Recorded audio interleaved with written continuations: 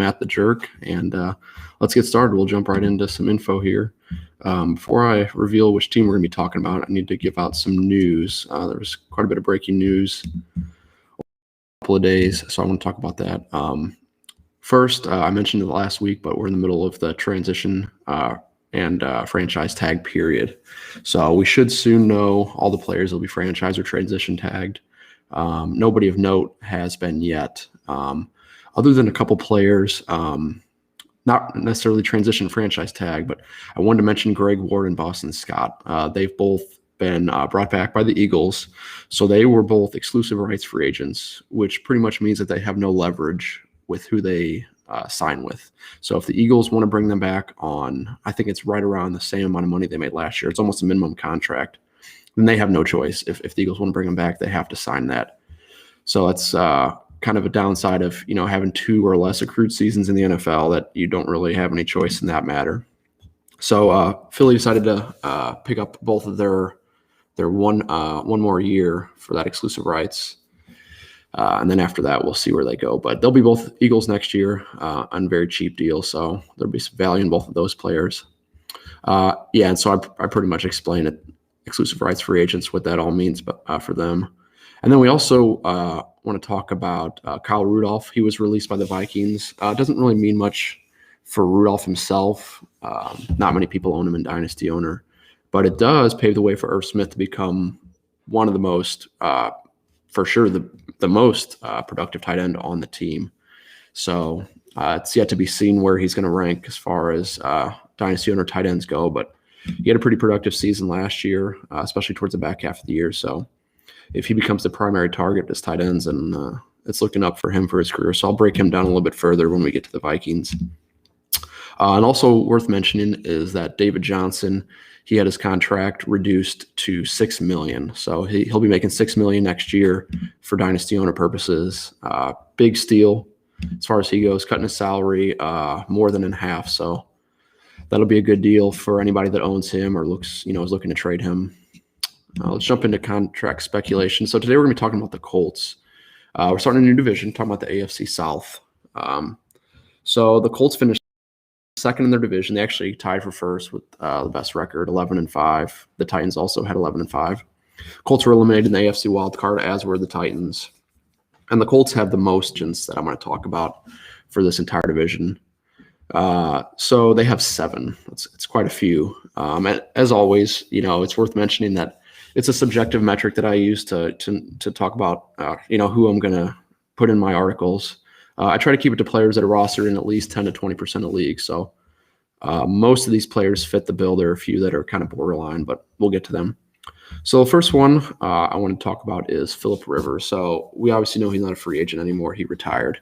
I just wanted to put him in here merely just to remind everybody that he has retired. He's still owned 50% of leagues. That's mainly because the free drop period hasn't opened up yet. So anyone that's waiting to drop him for free, they'll be able to do that when that period opens up. And that's a smart move. You're going to save dynasty dollars. There's really no reason to drop him right now, especially since free agency in the NFL hasn't opened up yet. So trade advice for him, there isn't any. You don't need to be trading for him. He's retired. Nobody's going to take him off your hands if you own him. So just wait till the period opens up and then go ahead and drop him for free. So speaking of quarterbacks, where does everybody think Jacoby Brissett will land? So I pose the question this way because it's unlikely he's going to come back to the Colts. We know that Carson Wentz was traded on February 18th. So I'll talk about Wentz later, but I just at least want to mention the trade, for Brissett's purposes. This move obviously puts Wentz in line to be the week 1 starter. If Brissett somehow does defy the odds, returns to Indy, he's going to be the backup. There's no doubt about it, at least to start the season. He's an above average quarterback, Jacoby is, which would make him an above average backup quarterback in the league, by definition. So I find it hard to believe he'll make more than his expiring contract, which is $15 million per year. He'll make, in my opinion, quite a bit less than that, maybe half. But like I said, he'll go to a team, I believe. He'll be an above average backup. If you are convinced somehow that Brissett will get another chance as a starter, I'm not. But if you are, I wouldn't pay anything to require him. He's available in 99% of leagues. So the odds are overwhelmingly in your favor that he'll be available on the waiver wire if you want to pick him up through free agent. Next player is T.Y. Hilton. He was a position killer last year, if you were unfortunate enough to own him. So I own him in my paid league. I cut ties with him probably about right in the middle of the season, and that was good enough for me to still win a title. So there's no chance I would have won that without, with him still in my lineup. So he has a calculated market value of $10.1 million, according to SpotTrack. His value is going to be determined by where he signs, obviously. I think he can still be successful. Depends on, where he goes and what weapons are around him. I see him as the number 2 wide receiver somewhere, starting to get a little bit older. But I also believe that Indy probably isn't the place that he's going to sign. Actually, might be one of the worst places he can sign. So in the 2 years since Andrew Luck's retirement, Hilton has averaged 50.5 yards per game. And that's just not productive enough to roster him, especially when he was making $13 million last year. So maybe you believe he'll stay in Indy and Wentz will return him to his, between 2013 and 2016 form possible. I'm not going to bet on it. He's available in 40% of the league, so make sure you check free agent auction before you put a trade offer out for him. But if you're really sold and he is owned, I'd be willing to give a 2021 third for him, especially if it's a later one. Take your chances on that. Pick up TY now before he goes somewhere where his value increases. If he goes to, let's say maybe a Green Bay or somebody like that needs a receiver, his value would definitely get bigger, especially if he took a smaller contract. So Trey Burton, I just wanted to mention he had a subpar 2020. The blame isn't solely based on his performance. He missed 5 games, due to injury. He was only targeted 47 times on the whole season, so he just wasn't being targeted. That's 27th among tight ends, just not productive enough to really rely on him as your tight end 1. He rushed twice for 2 touchdowns, oddly enough, so that salvaged a few of his weeks. But any attempt to trade for him is going to be pretty risky. He's on a dirt cheap deal, we know, but that's going to be going up. And we have that coupled with the fact that we don't know what team he's going to be going to. Could be a tight end committee. We don't even know if it's going to be the primary target if he does go to a committee. So at this point, I'd hold off on trade offers until his contract is figured out. I don't think I'd even part with the late 2021 unless you're super desperate and you're taking a flyer on him.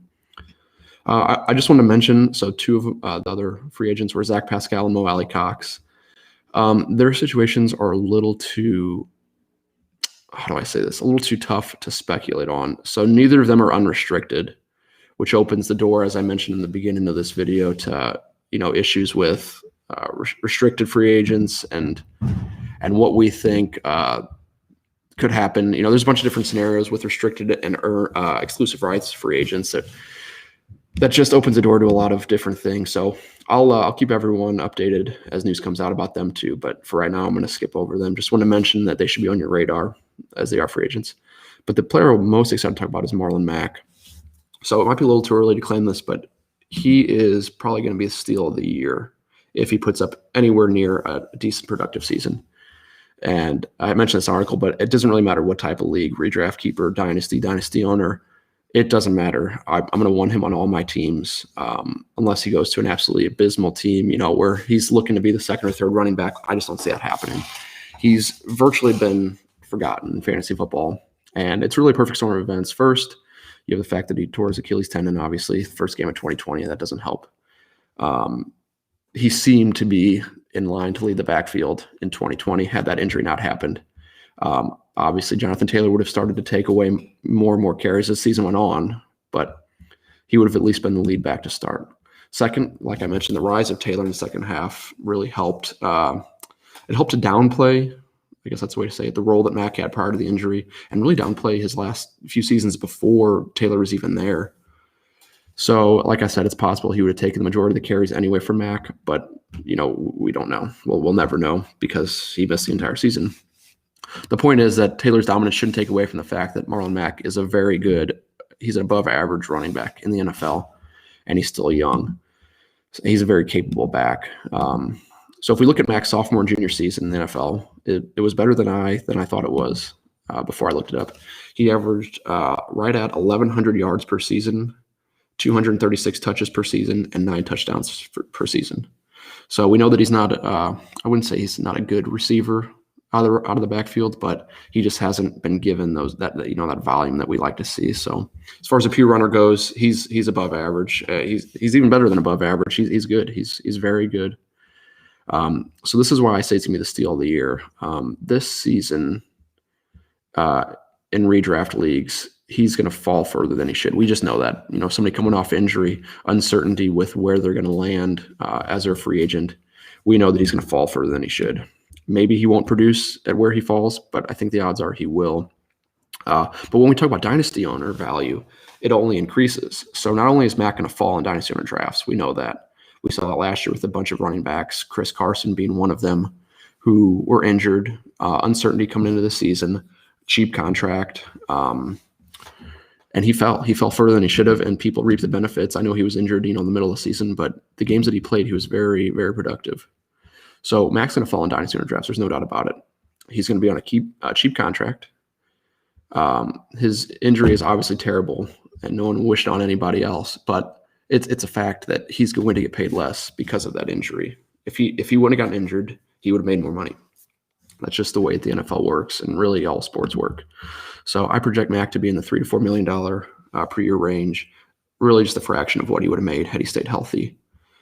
But try to think about it this way. If Mack was the starter on his team coming into the 2020 season, last year, so 2020 season, his ADP was 113.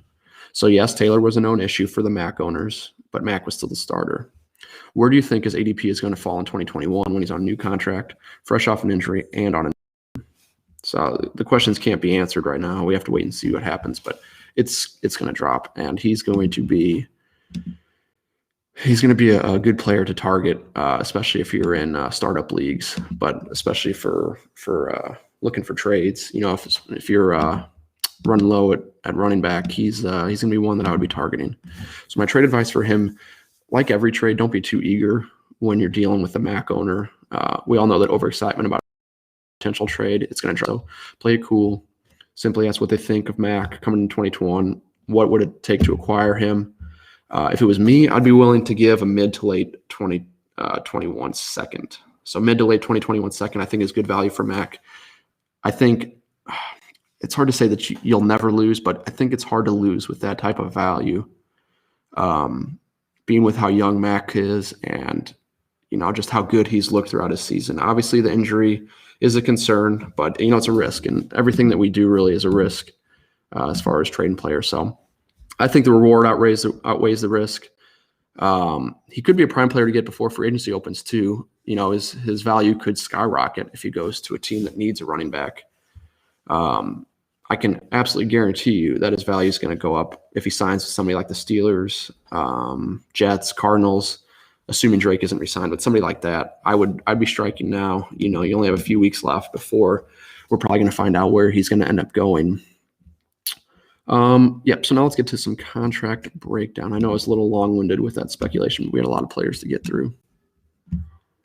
So let's talk about some breakdown, and I'm going to talk about Wentz.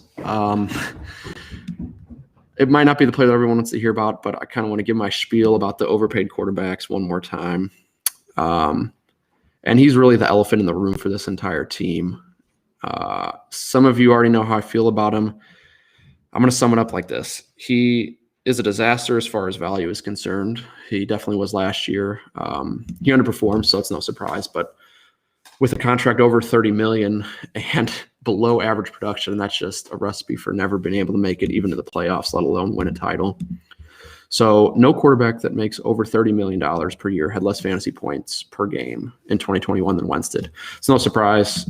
He was actually benched towards the end of the season, so he had less games than most of these players. But even fantasy points per game, he was the worst. So I'm not going to fully break down his stats. What I do want to say is Wentz move to Indy can only help him. I don't think it can get much worse. It's clear that he was beat down in Philly. He wanted to change the scenery. He should have a better 2021. Even if he does, though, is it going to be good enough to justify a $32 million cap hit? The answer could be yes. I mean, you look at Rodgers, you look at Russ, but the odds are that it's not. I wouldn't be betting on it. I think everyone's pretty much getting the theme by now. My opinions, I hate large salaries, right? That's what everybody thinks. I don't know if that's true. Like I said, I loved Rodgers' value last year. I loved Russ's value. I loved his contract. I even mentioned that preseason, before 2020 season, that he's going to be a steal coming up soon once all these other big quarterbacks get paid. I love Tyreek Hill's value last year, one of the higher paid wide receivers. But as long as you got that top end production, then it's a value, and that's really the whole point. Is as long as you have that top tier fantasy producer production, the contract. It's not that it doesn't matter as much, but you almost have to have it. It's a prerequisite for having that big contract. Is you have to have that production. And if we don't, we get top level money mixed with middle of the road production, even, low production. That's how we get upside down as owners and have to start considering using amnesty provisions, which is what we don't want to do. And Wentz fits the mold for that. He couldn't even be described as middle of the road last year. He was blatantly just below average. So, obviously we got Paris Campbell returning. I like Paris Campbell a lot. I own him in one of my leagues, but I don't know if that's enough. We'll see. It's just so hard with $32 million.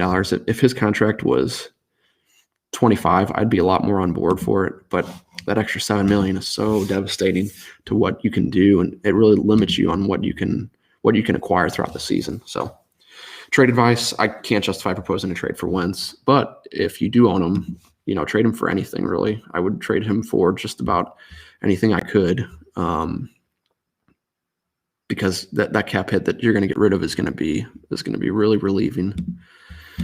And then just a little caveat: I don't mean to sound negative, because that's really not really the type of person I am. I just want trying to get my point across that Wentz really has no business being on a roster in a value-driven dynasty format. It's just too hard to justify it.